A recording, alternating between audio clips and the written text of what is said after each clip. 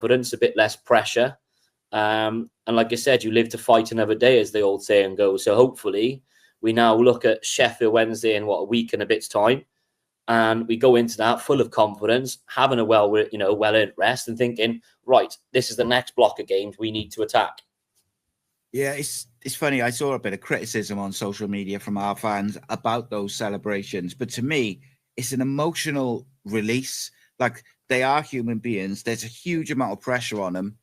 And I think that combined with, a small sort of like 400 odd, I think it was 400 odd of you who traveled away. Like, they want to acknowledge and they want to celebrate with those fans who, considering there's 400 versus, several thousand Blackburn fans, it was the Cardiff fans you could hear throughout the game. It was the Cardiff fans who were getting behind their team. So I like it, mate. I do. I think it shows that they care.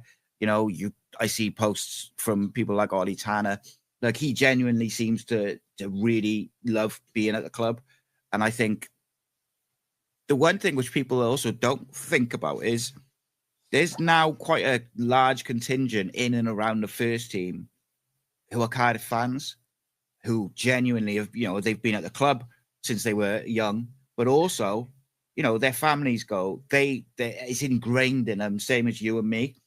So, like, they must feel that pressure more than anyone, you'd imagine, because they'll be desperately disappointed if the worst happens.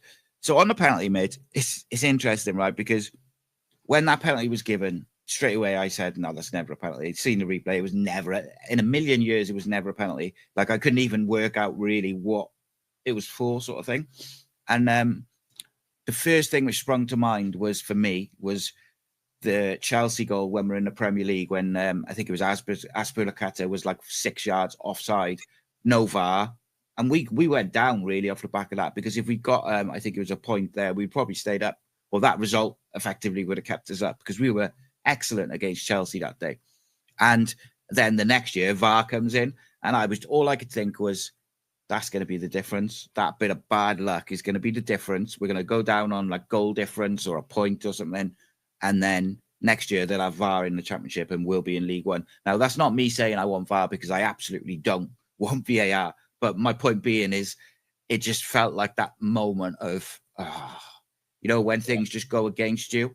And then all of a sudden, the linesman does what linesmen never do and actually says, no, ref, you've got it wrong.